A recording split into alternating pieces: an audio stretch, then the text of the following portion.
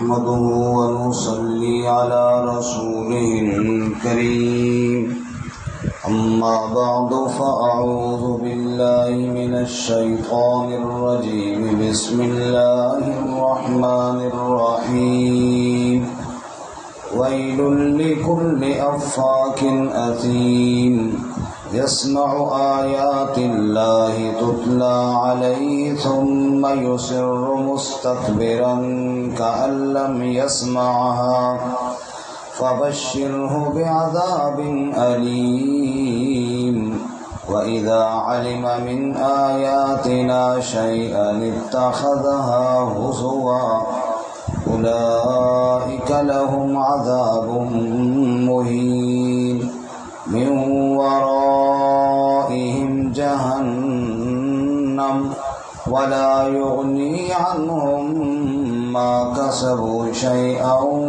ولا ما اتخذوا من دون الله أولياء ولهم عذاب عظيم هذا هدى والذين كفروا بآيات ربهم لهم عذاب من رجز أليم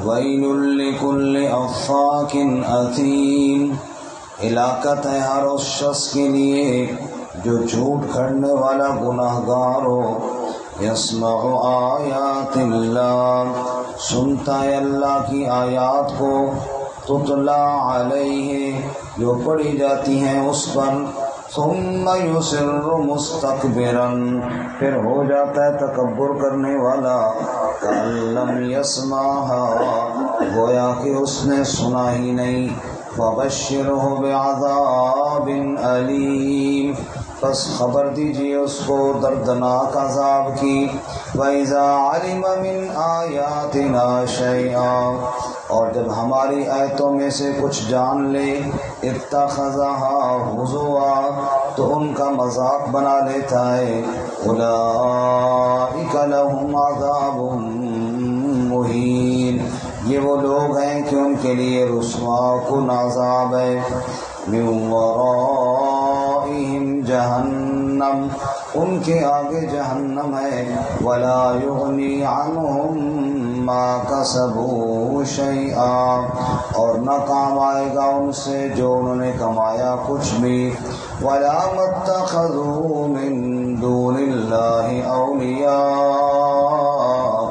اور نہ جو انہوں نے ٹھہرائے اللہ کے علاوہ کارساز وَلَهُمْ عَذَابٌ عَظِيمٌ اور ان کے لیے بڑا عذاب ہے ھذا ھدی یہ ہدایت ہے وَالَّذِينَ كَفَرُوا بِآيَاتِ رَبِّهِمْ اور وہ لوگ جنہوں نے کفر کیا اپنے رب کی آیات کے ساتھ لَهُمْ عَذَابٌ مِّن رِجْزٍ أَلِيمٌ ان کے لیے عذاب ہے سخت ترین دردناک سبحان ربک رب العزت عما یصفون وسلام علی المرسلین والحمد للہ رب العالمین اللہم صل علی محمد وعلی آل محمد كما صليت على إبراهيم وعلى آل إبراهيم إنك حميد مجيد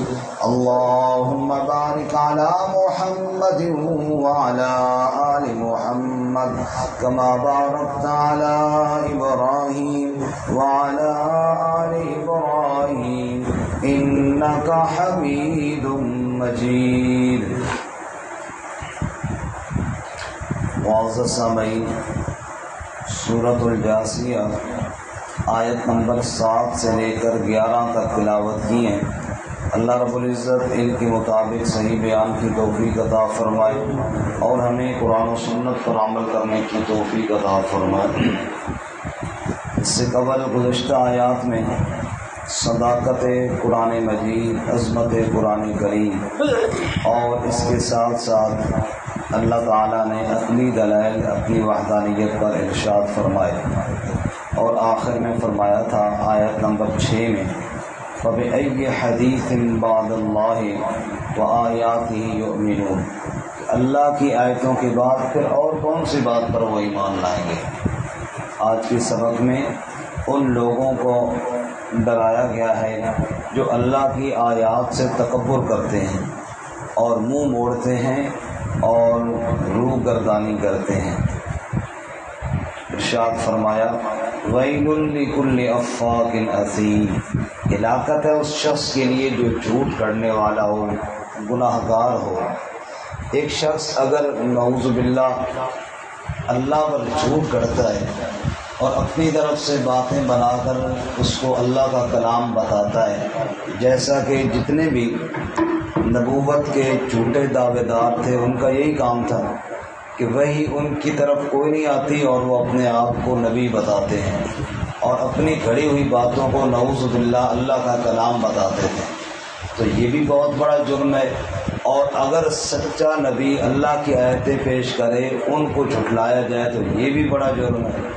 تو دونوں ہی مجرم ہیں، ایک وہ جس کی طرف وحی نہ آئے اور کہے کہ وحی آئی ہے، اور دوسرا وہ جس کے پاس سچی وحی پہنچے اور وہ اس کو جھٹلا دے۔ تو بہرحال دونوں کے لیے ہلاکت اور بربادی ہے۔ وَيْلٌ لِكُلِّ أَفَّاكٍ أَثِيمٍ، ہلاکت ہے ہر اس شخص کے لیے جو جھوٹ گڑنے والا گناہ گار ہے۔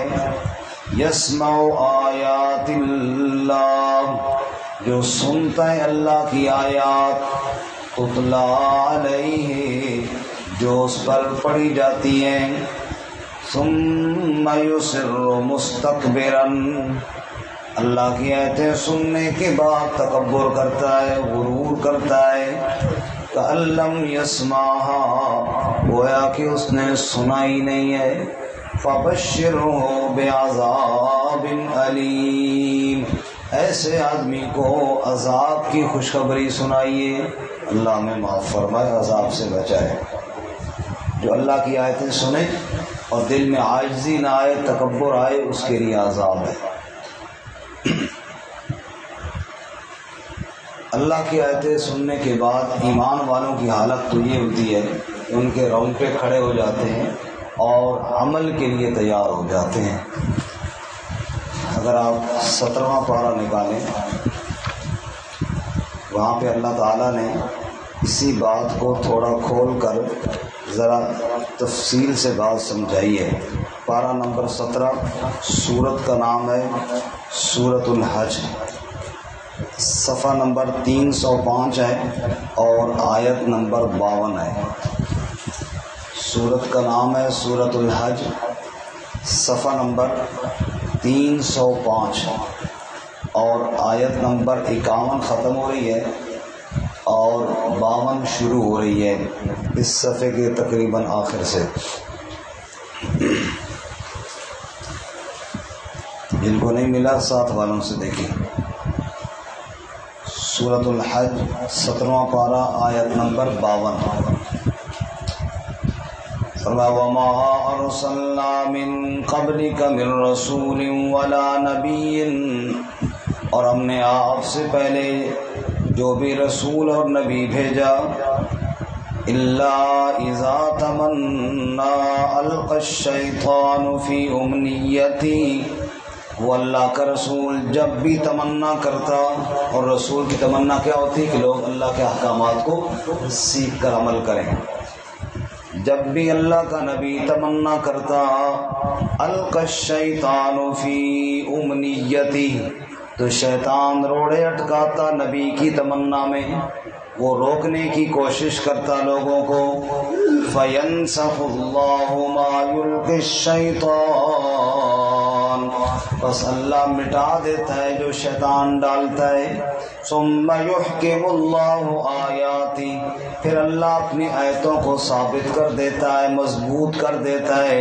واللہ علیم حکیم، اور اللہ علم والا، حکمت والا ہے۔ اب توجہ کرنا، ایک طرف اللہ کے نبی اللہ کی آیتیں پیش کر رہے ہیں، دوسری طرف شیطان روکنے کی کوشش کر رہا ہے۔ اب یہ مقابلہ شروع ہو گیا، اس مقابلے میں لوگوں کے گروہ بن گئے۔ وہ کون سے؟ سنیے، لِيَجْعَلَ مَا يُلْقِي الشَّيْطَانُ، تاکہ بنا دے جو شیطان نے باتیں ڈالی ہیں، فِتْنَةً لِلَّذِينَ فِي قُلُوبِهِم مَرَضٌ، ان لوگوں کے لیے فتنہ جن کے دلوں میں مرض ہے، جی جن کے دلوں میں مرض ہے، منافقت ہے، ان کے لیے شیطان کی باتیں فتنہ بن کر ان کے لیے بربادی کا ذریعہ بن جاتی ہیں۔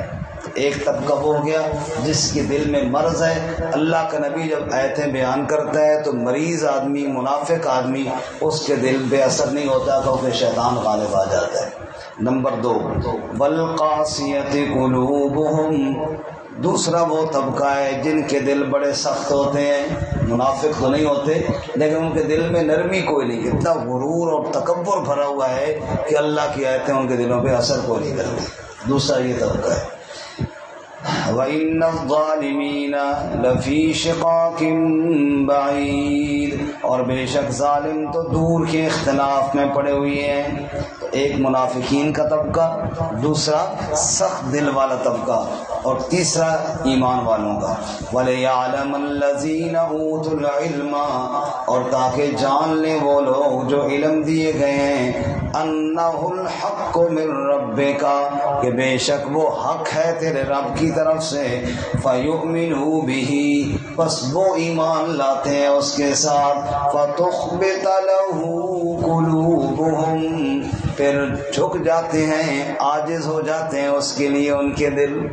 ایمان والے جب سنتے ہیں اللہ کی آیتوں کو تو ماننے کے بعد عاجز بن کر دل ان کے قبول کرنے کے لیے تیار ہو جاتے ہیں، اور پھر نتیجہ کیا نکلتا ہے کہ وَإِنَّ اللَّهَ لَهَادِ الَّذِينَ آمَنُوا إِلَىٰ صِرَاطٍ مُسْتَقِيمٍ، اور بے شک اللہ تعالیٰ ہدایت دیتا ہے ایمان والوں کو سیدھے راستے کی طرف۔ جب ان کے دل اللہ کی آیتوں کے آگے عاجز بن جاتے ہیں پھر یوں سمجھو اللہ ہاتھ پکڑ کر ان کو صراط مستقیم پر چلا دیتا ہے۔ اللہ ہمیں بھی توفیق عطا فرمائے۔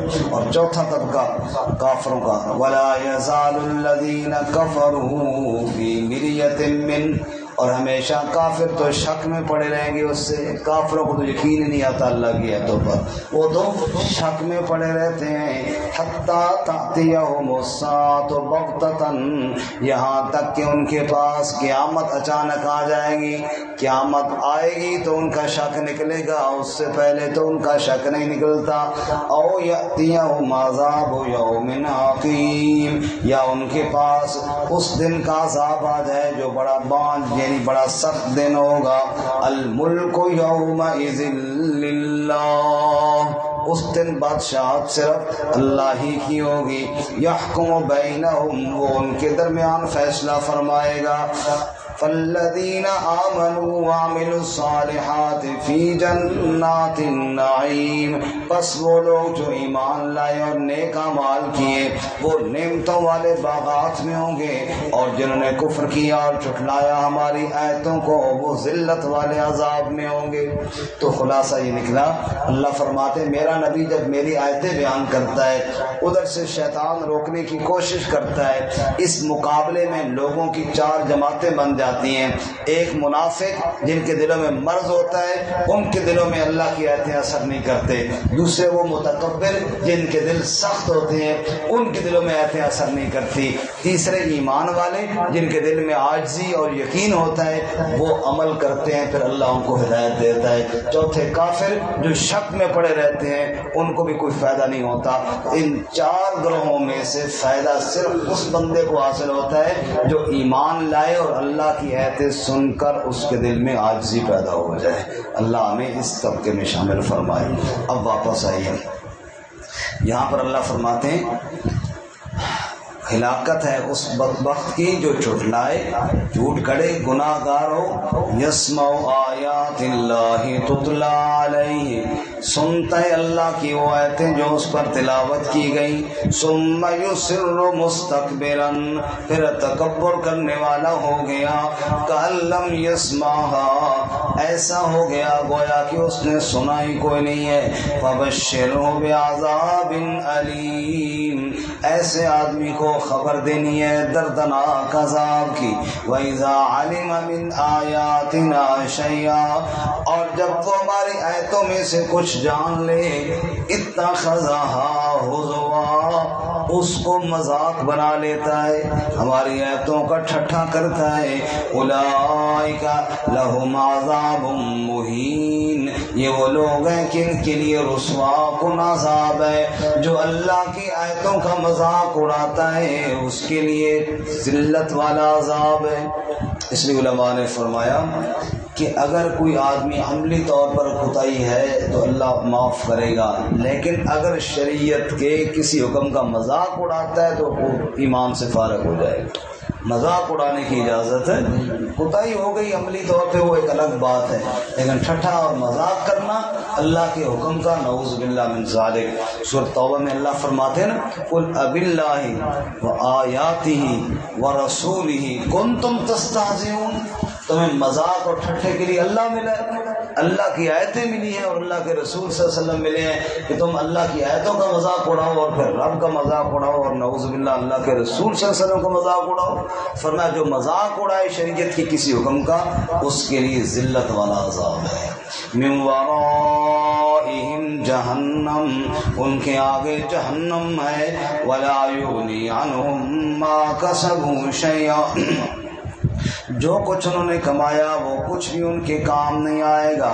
وَلَا مَتَّخَذُوا مِن دُونِ اللَّهِ أَوْلِيَاءَ، جو کمایا وہ بھی کام نہ آئے گا، اللہ کے علاوہ جو کار ساز بنائے وہ بھی کام نہیں۔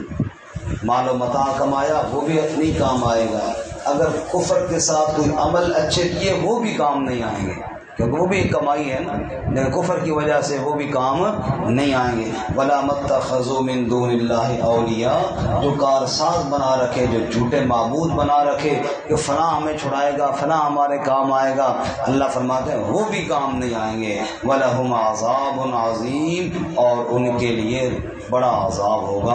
اللہ ہم سب کی حفاظت فرمائے۔ اب یہ باتیں جو فرمائیں یہ کس نے بتائی ہیں؟ اللہ نے۔ ھذا ھدیٰ، یہ ہدایت ہے۔ اللہ فرماتا ہے اس کو مان لو، جو رب بتا رہا ہے یہ ہدایت ہے، یہ سچی بات ہے، یہ سیدھی بات ہے، یہی صراط مستقیم ہے، اس کو مان لو۔ والذین کفروا بآیات ربہم لہم عذاب من رجز علیم، اور جس نے ماننے کی بجائے کفر کیا ان کے لیے عذاب ہے، رجز سخت ترین عذاب ہے، علیم دردناک عذاب ہے۔ اللہ کے عذاب اور اللہ کی پکڑ سے انہیں کوئی بچا نہیں سکتا۔ اللہ تعالیٰ ہمیں اپنے عذاب سے محفوظ فرمائے۔ وآخر دعوانا